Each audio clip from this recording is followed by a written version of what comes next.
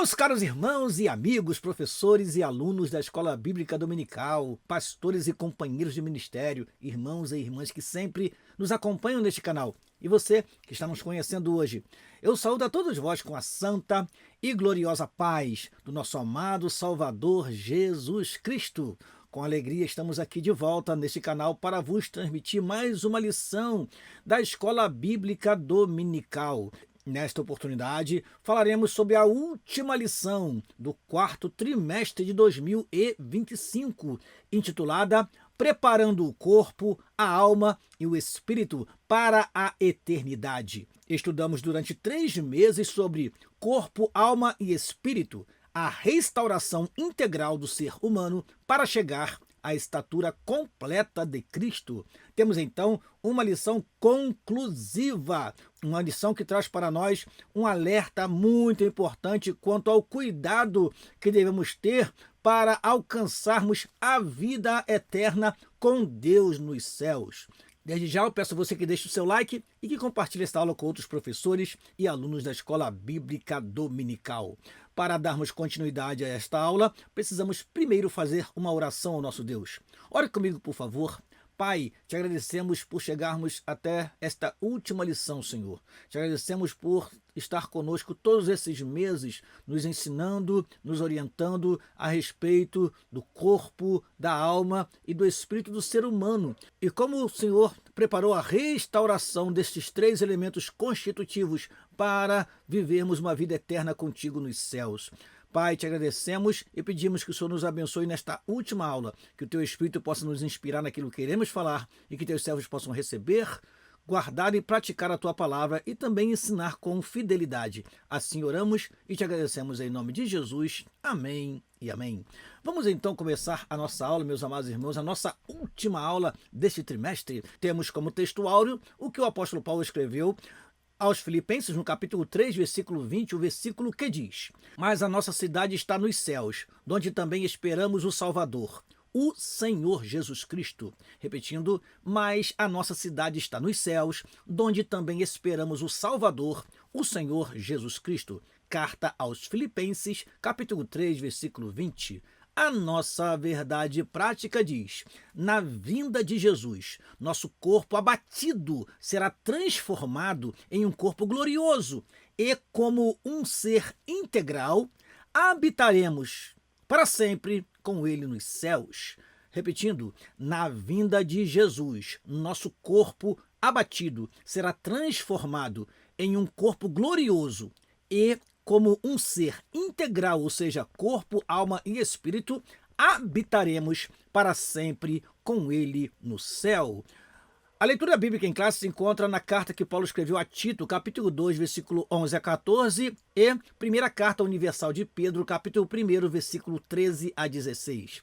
Tito 2, 11 a 14 e 1 Pedro 1, 13 a 16 são os textos da leitura bíblica em classe. Vamos então à leitura da palavra do Senhor. Tito 2, 11 a 14 diz o seguinte: porque a graça de Deus se há manifestado, trazendo salvação a todos os homens, ensinando-nos que, renunciando à impiedade e às concupiscências mundanas, vivamos neste presente século sóbria, justa e piamente, aguardando a bem-aventurada esperança e o aparecimento da glória do grande Deus e nosso Senhor Jesus Cristo, o qual se deu a si mesmo por nós, para nos remir de toda iniquidade e purificar para si um povo seu, zeloso de boas obras. Vamos então agora ao segundo texto.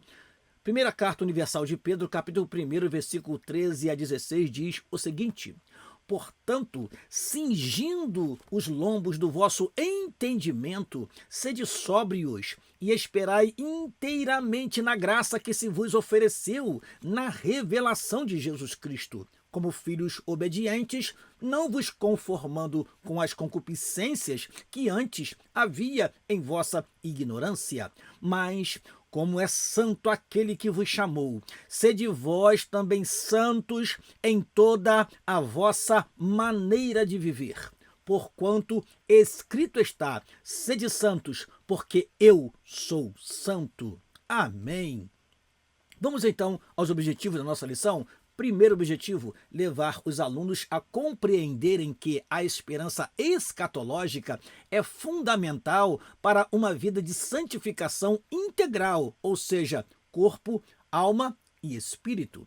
Segundo objetivo, alertar os alunos sobre os desvios das teologias modernas que enfraquecem a santificação e a esperança na volta de Cristo.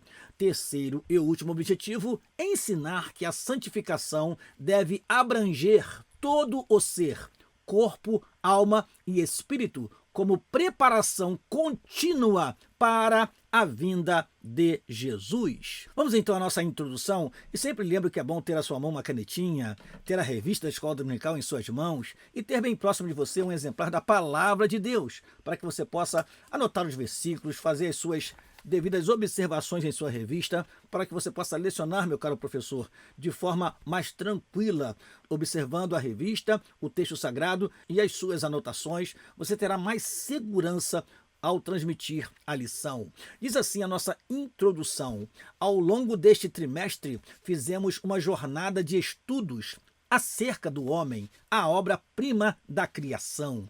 Buscamos conhecer a vontade de Deus. Coloque esse D porque na sua revista não tem, meu caro professor e aluno. Buscamos conhecer a vontade de Deus para o nosso ser como um todo, espírito, alma e corpo, pois, como enfatiza a nossa declaração de fé, o homem é uma unidade na pluralidade e uma pluralidade na unidade. Nesta lição, concluiremos enfatizando o propósito da santificação na perspectiva da doutrina bíblica das últimas coisas. Ou seja, nós iremos morar no lugar santo, nós estaremos para sempre com um Deus santo, nós habitaremos na cidade santa, portanto, devemos nos santificar a cada dia para estarmos aptos para entrar neste lugar, onde a santidade é a condição principal para nós entrarmos e ali permanecermos por toda a eternidade. Primeiro tópico da lição, preservando a esperança escatológica. Primeiro subtópico do primeiro tópico, o alvo celestial. Um dos fatores essenciais para a preservação de uma vida de santificação integral é a esperança escatológica, o anseio pela eternidade com Deus. Diversos textos bíblicos relacionam a santidade com a vinda de Cristo, de modo a conscientizar os crentes da necessidade de um viver santo. É necessário, portanto, ter uma vida de santidade, porque nós temos uma esperança celestial. Continuando, sabendo disso, Satanás sempre repete a estratégia adotada desde o Éden. Busca confundir a mente do ser humano e desviá-lo da perspectiva estabelecida pelo Criador. O conceito mais comum de pecado é errar o alvo. A nova vida em Cristo é uma correção do alvo. Visa tirar-nos da limitada e miserável perspectiva meramente terrena e finita e nos sintonizar com um propósito celestial e eterno. Meus amados irmãos, nosso alvo é chegar nos céus de glória. Há alguns ensinadores dizendo aí que o nosso objetivo não é chegar no céu. Meu amado irmão, nós estamos baseados na esperança que o Senhor Jesus nos deu. Vou e voltarei para vós, para que onde eu estiver, estejais vós também. Olha o que Jesus Cristo disse: na casa do meu Pai há muitas moradas. Se não fosse assim, eu vou teria dito: vou preparar-vos lugar. E se eu for, ou quando eu for, preparar lugar, virei outra vez e vos levarei para mim mesmo, para que onde eu estiver, estejais vós também. Então a nossa esperança é celestial, sim. Temos essa convicção, temos esta certeza, porque o Espírito Santo testifica com o nosso espírito que nós somos filhos de Deus e, como tais, estaremos para sempre com o Senhor, herdando todas as bênçãos inefáveis que estão reservadas para aqueles que são fiéis a Deus. Prosseguindo, o segundo subtópico do primeiro tópico, oposições à visão celestial. Jesus enfrentou terríveis oposições durante o seu ministério, a começar pelas tentações do diabo, que queria mudar o propósito do Messias e confiná-lo aos limites das conquistas terrenas. Respondendo a Pilatos, o mestre enfatizou: o meu reino não é deste mundo. Irmãos amados, o reino que o Senhor Jesus Cristo veio estabelecer não era um reino terreno. Até mesmo os discípulos estavam preocupados com isso. Em Atos, no capítulo 1, nós vemos os discípulos perguntar ao Senhor Jesus: Senhor, quando restaurarás o reino a Israel? Havia uma esperança de um Messias político que daria a Israel novamente a sua autonomia política. E Jesus responde de forma categórica: não vos pertence saber os tempos ou as estações que o Pai estabeleceu pelo seu próprio poder, mas recebereis a virtude do Espírito que há de vir sobre vós, e ser-me-eis testemunha, tanto em Jerusalém como na Judéia, Samaria e até os confins da terra. A resposta de Jesus pode ser traduzida da seguinte forma: vocês precisam expandir o reino na terra, o reino espiritual, e não se preocupar com o reino político, porque a seu tempo o Senhor vai cumprir as promessas de restabelecer o reino a Israel, mas isso pertence a Deus. E a missão nossa, a missão da igreja, é pregar o evangelho e expandir o reino espiritual de Deus aqui na terra.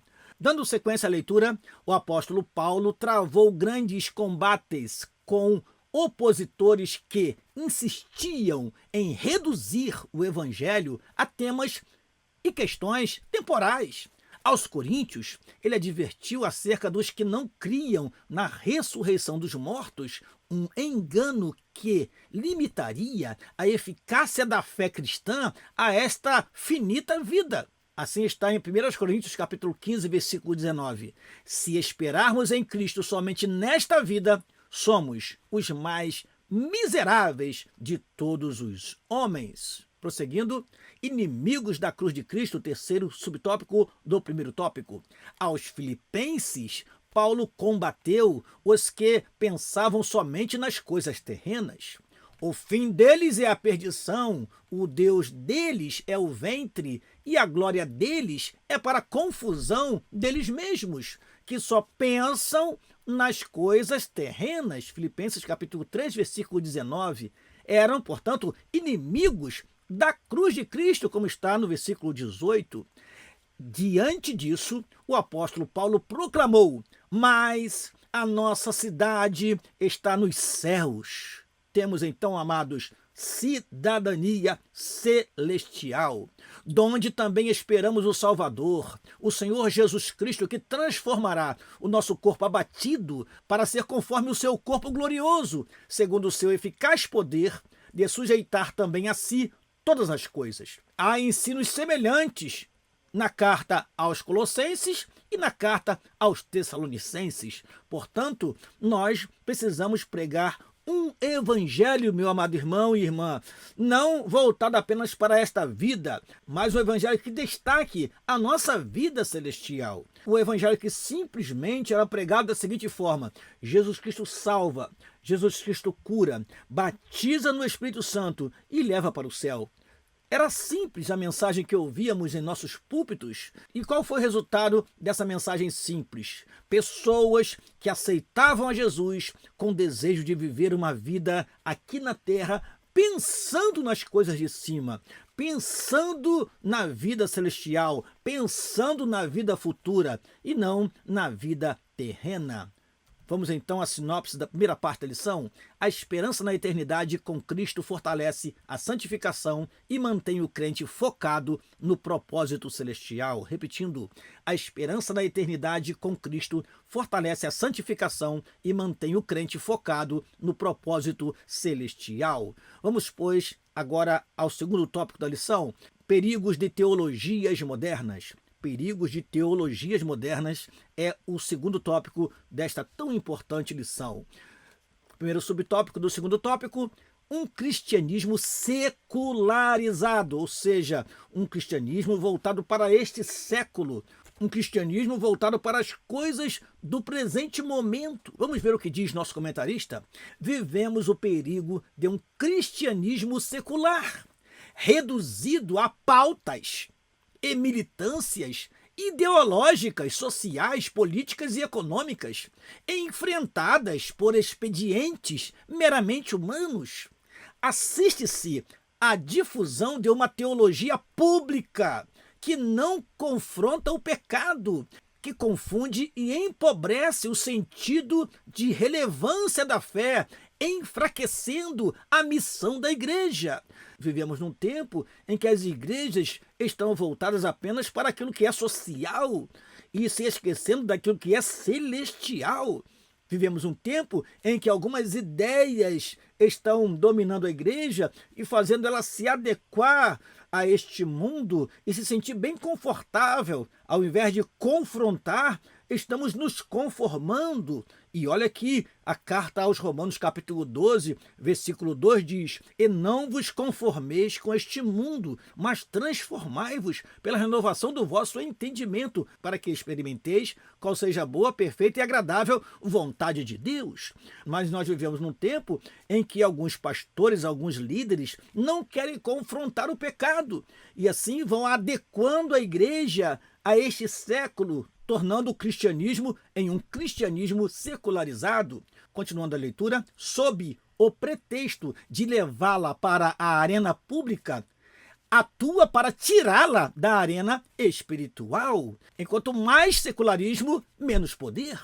Jesus espera que conservemos entre nós os verdadeiros sinais que devem seguir os que crerem.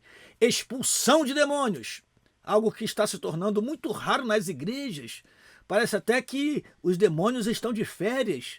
Onde estão os endemoniados, as pessoas que precisam de libertação? Ou será que não precisamos mais disso? Expulsão de demônios é algo que deve estar presente nas igrejas. Novas línguas, ou seja, batismo no Espírito Santo e o falar em línguas. Maravilhas e curas divinas. E tudo isso deve ter a perspectiva e expectativa da eternidade. Nós não podemos pregar um evangelho para este século, precisamos pregar o evangelho do Senhor Jesus Cristo. E Ele deixou para nós a esperança celestial e nós precisamos fazer isto em nossos dias, meu caro professor e aluno que me escuta neste momento. Segundo subtópico do segundo tópico, falsos discursos. O cristianismo moderno corre um sério risco de ser marcado, em parte, mais por discursos que prática.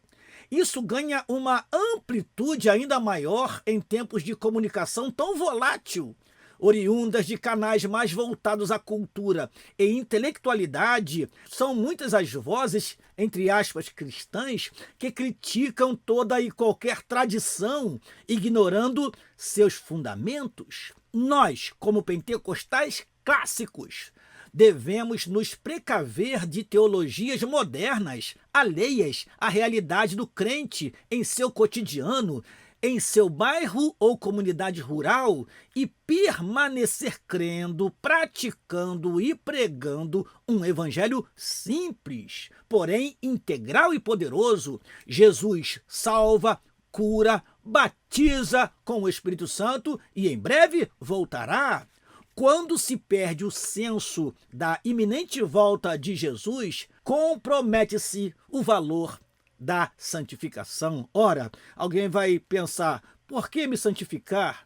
Para que me sacrificar tanto? Para que eu vou dedicar tanto a minha vida? Por que eu vou renunciar tanto ao mundo? E assim, irmãos, a esperança celestial vai sendo deixada de lado. E com isso, a santificação, a dedicação a Deus, a renúncia a este mundo, porque a igreja secularizada, ela se adapta ao mundo e não confronta as suas ideologias, os seus pensamentos. Prosseguindo, terceiro subtópico do segundo tópico: prosperidade, existencialismo e engajamento cultural. Ao longo da história do cristianismo, não poucos ventos teológicos vieram e se foram. A própria teologia da prosperidade, uma das mais recentes, já não causa o mesmo impacto de quando surgiu. Reduzir a esperança cristã a conquistas terrenas leva a frustrações, além de conduzir a uma visão meramente existencial. Foi o que Paulo concluiu diante dos que, em Corinto, negavam o caráter escatológico da fé cristã.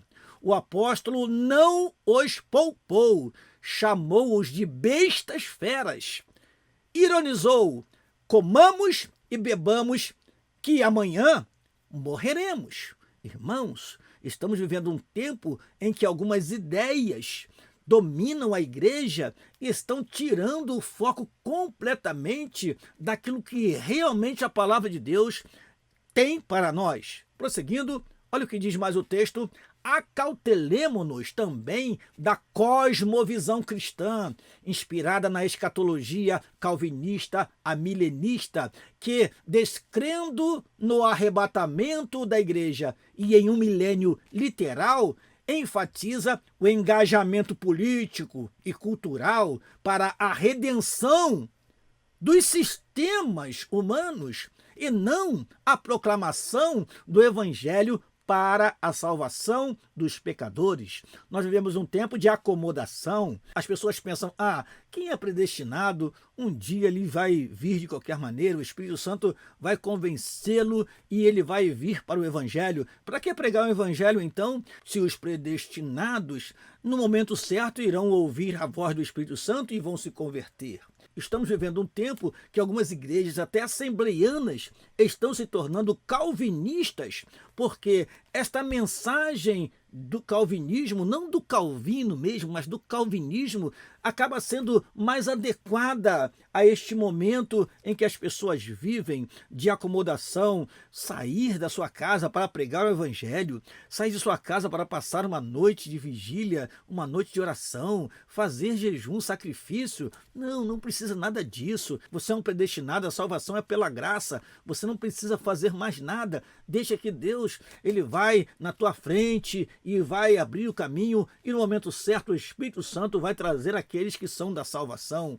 Isso tem levado a igreja a uma acomodação, ao invés de impulsioná-la para o campo missionário, ao invés de impulsioná-la para a evangelização. A última frase desta tela diz o seguinte: a pregação bíblica é: arrependei-vos, pois, e convertei-vos, para que sejam apagados os vossos pecados. Nossa mensagem é uma mensagem de salvação, uma mensagem de arrependimento. As pessoas precisam entender que precisam se converter ao Senhor Jesus Cristo para obter a poderosa salvação em Cristo Jesus, o Senhor. Sinopse da segunda parte da lição: teologias seculares e distorcidas enfraquecem a missão da igreja e desviam o foco da santificação e da volta de Cristo. Repetindo: teologias seculares e distorcidas enfraquecem a missão da igreja e desviam o foco da santificação e da volta de Cristo. Vamos ao último tópico desta lição, ao último tópico do trimestre e ao último tópico do ano de 2025. Conservando o espírito, alma e corpo. Diz assim o primeiro subtópico do terceiro tópico: prontos para o retorno de Cristo. Em 1 Tessalonicenses capítulo 5, versículo 23, Paulo apresenta a santificação intimamente ligada ao propósito da eternidade. Em uma epístola que eminentemente trata da volta de Jesus, o apóstolo dedica o último capítulo para abordar exatamente a obra da santificação. Do versículo 12 ao 22, refere-se aos deveres do cristão em sua vida pessoal e comunitária, concluindo com uma enfática advertência: abstende-vos de toda a aparência do mal. Na sequência, aborda a obra divina no processo de santificação. E o mesmo Deus de paz vos santifique em tudo, e todo o vosso espírito e alma e corpo sejam plenamente conservados, irrepreensíveis para a vinda de nosso Senhor Jesus Cristo. 1 Tessalonicenses 5:23. O desejo do apóstolo era que, uma vez santificados, os tessalonicenses permanecessem conservados em santificação, prontos para o retorno de Cristo. Meus amados e queridos irmãos, a primeira carta de Paulo aos Tessalonicenses, ela tem como tema principal o retorno de Cristo, a volta do Senhor Jesus Cristo. Você pode abrir a sua Bíblia comigo neste momento, porque é bom, em todas as nossas aulas, nós temos um momento de procurarmos textos sagrados e ler textos sagrados, porque faz parte da nossa prática do dia a dia, ler a poderosa palavra de Deus. Abrindo a sua Bíblia em 1 Tessalonicenses, você vai observar que todos os capítulos têm uma alusão à volta de Jesus no seu final. 1 Tessalonicenses capítulo 1, versículo 10 diz: "E esperar dos céus a seu Filho, a quem ressuscitou dos mortos, a saber, Jesus, que nos livra da ira futura." Em 1 Tessalonicenses capítulo 2, ou seja, no segundo capítulo, nós temos assim no final: "Porque qual é a nossa esperança, ou gozo, ou coroa de glória? Porventura não o sois vós também diante de nosso Senhor Jesus Cristo em sua vinda?" O capítulo 3 termina assim, no versículo 13: "Para confortar os vossos corações, para que sejais irrepreensíveis em santidade diante de nosso Deus e Pai, na vinda de nosso Senhor Jesus Cristo, com todos os seus santos." O capítulo 4, nós temos o quê? Nós temos simplesmente a palavra do apóstolo Paulo a respeito do que acontecerá no momento da vinda do Senhor Jesus Cristo. 1 Tessalonicenses capítulo 4, versículo 13 a 17, você deve conhecer esse texto que começa assim: "Não quero, porém, irmãos, que sejais ignorantes acerca dos que dormem, para que não vos entristeçais, como os demais, que não têm esperança." Versículo 14: "Porque se cremos que Jesus morreu e ressuscitou, assim também aos que em Cristo dorme, Deus os tornará a trazer com ele." Versículo 15: "Dizemos-vos, pois, isto pela palavra do Senhor, que nós, os que ficarmos vivos para a vinda do Senhor, não precederemos os que dormem." Versículo 16: "Porque o mesmo Senhor descerá do céu com alarido, e com voz de arcanjo, e com a trombeta de Deus, e os que morreram em Cristo ressuscitarão primeiro." No versículo 17 nós temos: "Depois nós, os que ficarmos vivos, seremos arrebatados juntamente com eles nas nuvens, a encontrar o Senhor nos ares, e assim estaremos sempre com o Senhor." E no final do capítulo 5 nós temos este versículo que está na tela: "E o mesmo Deus de paz vos santifique em tudo, e todo o vosso espírito e alma e corpo sejam plenamente conservados, irrepreensíveis para a vinda de nosso Senhor Jesus Cristo." Paulo então está alertando quanto à vinda do Senhor e está dizendo: é necessário que corpo, alma e espírito estejam plenamente santificados e conservados para a vinda do Senhor. Continuando, segundo subtópico do terceiro tópico, uma santificação completa. Conscientes de nossa imperfeição e de que ainda habita em nós uma natureza carnal, devemos desejar e buscar constantemente nos aperfeiçoar em santificação. Apocalipse capítulo 22, versículo 11: "Quem é santo, santifique-se ainda." Uma santificação completa na qual parte alguma de nosso ser fique de fora, nem mesmo nossos afetos, pensamentos e intenções. Tudo em nós deve ser santificado, no espírito, na alma e no corpo. Por nossa própria força, isso é impossível, mas pelos meios da graça divina, isso é plenamente possível. Que vivamos desfrutando de uma profunda convicção de nossa salvação, anelando pela vinda de Cristo. Se algo faltar, não nos esqueçamos: o sangue de Jesus Cristo nos purifica de todo o pecado. Amém! Chegamos então à sinopse da última parte da lição. A santificação deve abranger todo o ser do crente como preparo integral para a vinda do Senhor. Repetindo, a santificação deve abranger todo o ser do crente como preparo integral para a vinda do Senhor. Chegamos então à conclusão da nossa última aula, meu caro professor e aluno da Escola Bíblica Dominical. Pela graça de Deus, estamos concluindo mais um trimestre. Vivemos neste mundo, mas não pertencemos a ele. Que como peregrinos e forasteiros, jamais percamos o anseio pela eternidade com Deus. Enquanto aqui estivermos, vivamos na inteira dependência do Senhor Jesus. Cheguemo-nos diariamente a Ele com inteira certeza de fé, confiados em seu sacrifício por nós, na cruz do Calvário. Purificados no Espírito, na alma e no corpo, permaneçamos firmes. Nossa esperança é sua vinda, diz o hino da harpa cristã. Nossa esperança é sua vinda. O Rei dos Reis vem nos buscar. Nós aguardamos Jesus ainda, até a luz da manhã raiar. Amém. Concluímos esta aula convidando você para o próximo trimestre. Não perca a primeira lição do primeiro trimestre de 2026. Nós estaremos iniciando uma nova revista com um novo comentarista e na primeira lição estudaremos sobre o mistério da Santíssima Trindade. Serão 13 lições comentadas pelo pastor Douglas Batista e eu quero contar com a tua presença aqui, meu caro professor e aluno da Escola Bíblica Dominical. Estudaremos 3 meses sobre a Santíssima Trindade.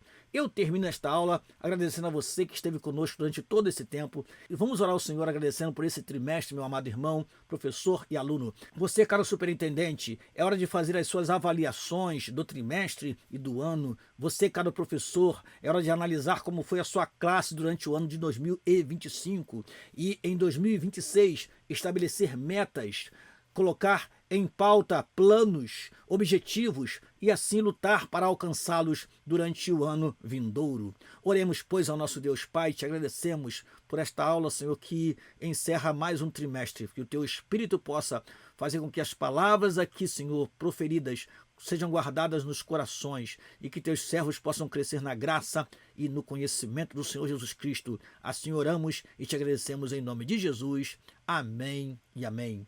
Termino desejando a você um ótimo ano novo, que o Senhor possa abençoar a tua família, a tua igreja e a EBD na qual você atua ou da qual você participa. Amém. Receba o abraço do pastor Daniel Rosa Dutra e sua família. Assim me despeço em nome de Jesus e até a próxima aula, até o próximo ano, até o próximo trimestre. Quero estar junto com você aqui, meu caro professor e aluno da Escola Bíblica Dominical. Amém e amém.